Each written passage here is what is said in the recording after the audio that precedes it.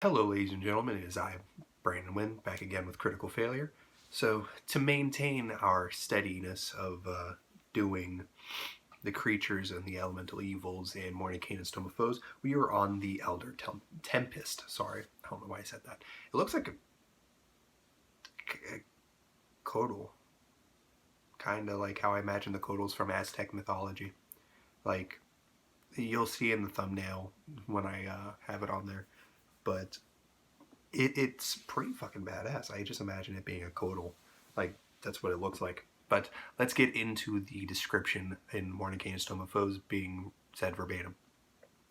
Terrifying storms manifest in the body of the Elder Tempest, a being carved from clouds, wind, rain, and lightning.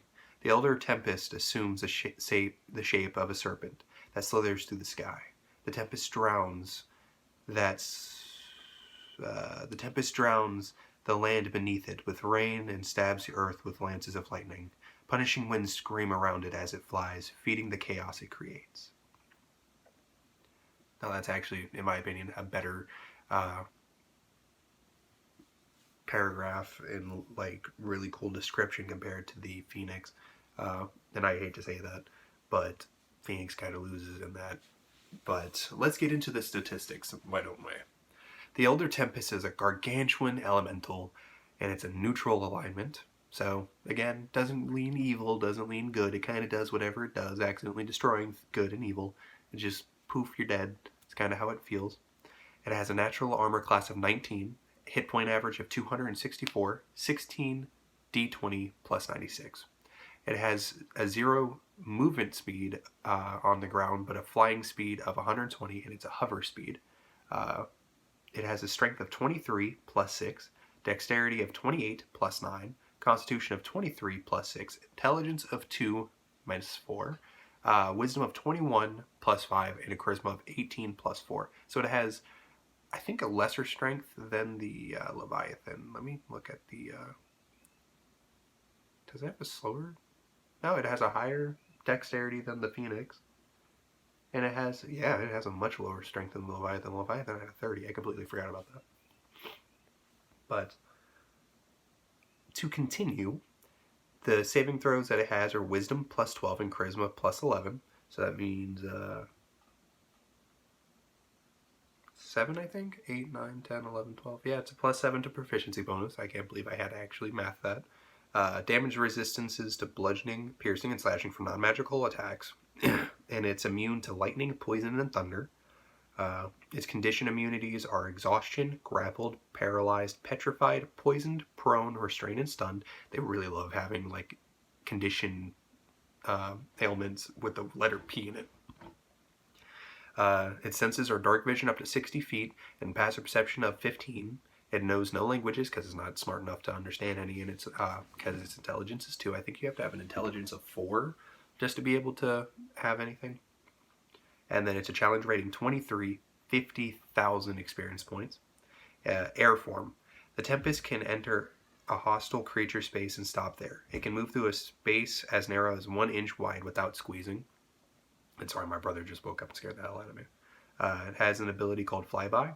The Tempest doesn't provoke opportunity of attacks when it flies out of an enemy's reach. So that's really good.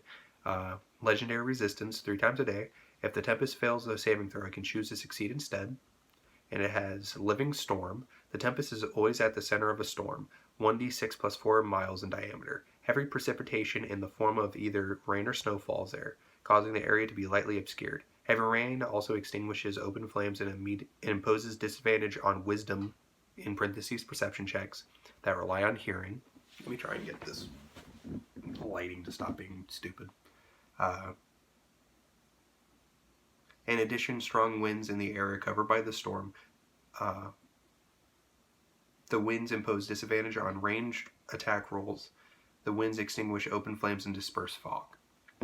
And it's a siege monster, so the Tempest deals double damage to objects and structures. So I'm assuming like if you have like a ballast and you're trying to shoot it, it's just like, yeah, no. Or ballista, not ballast.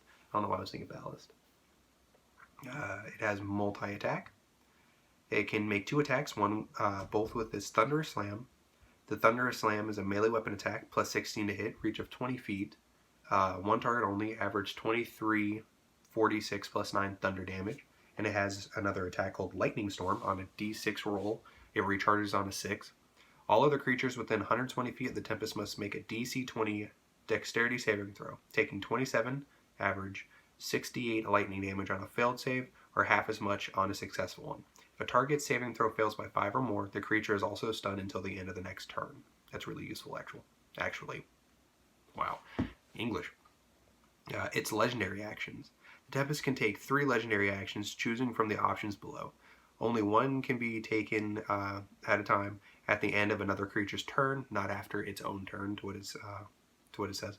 And it regains legendary actions at the start of its turn. It can move for 1 legendary action. It can call Thunder Strike for 2. The Tempest can cause a bolt of lightning to strike a point on the ground anywhere under its storm. Each creature within 5 feet of the point must make a Dexterity DC 20 saving throw, taking 16 average, 3d10 lightning damage on a failed save, or half as much on a successful one. And it has another one called Screaming Gale for 3 actions. The Tempest releases a blast of thunder and wind in a line that is a mile long and 20 feet wide.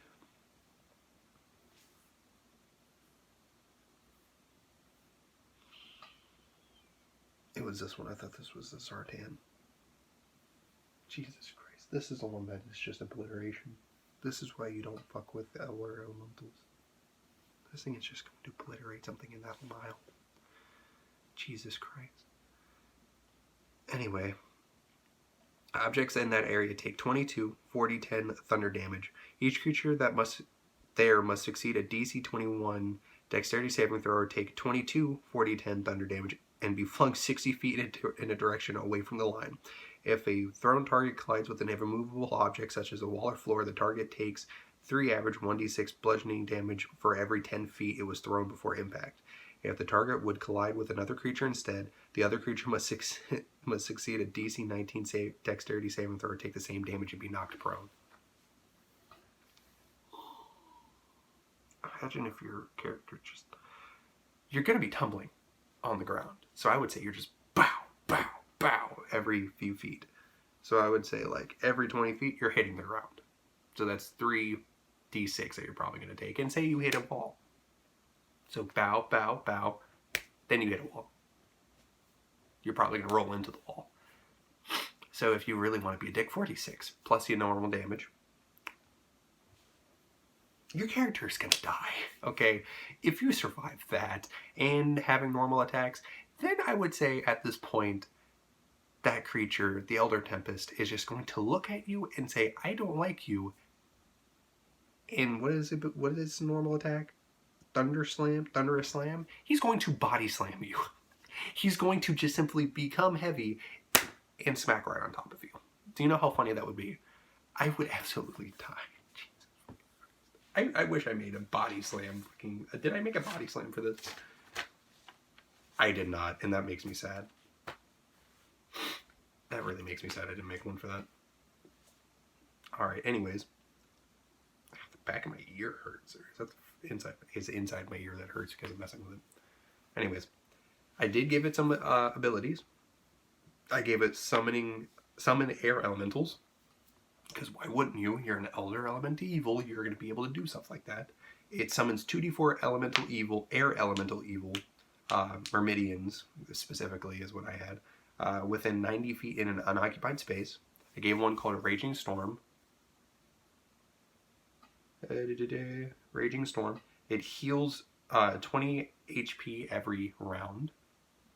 I gave it a bite attack, so it's 16 to hit, reach at 20 feet, one target only, 2d6 piercing, and 46 plus 9 lightning damage. 2d6 plus 9 piercing damage and 46 lightning damage. I don't know why I put that plus 9 in the wrong place.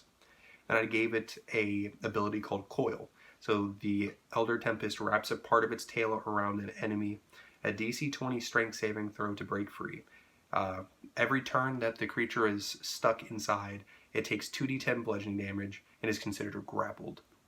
So any attacks on it are with advantage. So yeah, I really wanted you to be hurt by that. And imagine if you are in the sky, like 30, 40 feet, because this thing's not going to be on the ground for some reason. I imagine you're going to want to break free And if you don't have Featherfall or any other spell effect where you glide softly to the ground, you're just splat. Plus you're taking that damage, you're hurt. If it already didn't attack you, you're probably gonna die. You just committed suicide in like a lot of different ways, inadvertently anyways. But thank you guys for watching this video. I hope you enjoyed it. Please leave a like and subscribe as I bring you more D&D content in the future. Please hit the bell notification button so you will be alerted when I post a new video. I think the Zartan is next, so I'll be definitely doing that here in the next few minutes. So yeah, thank you guys for watching again. See ya.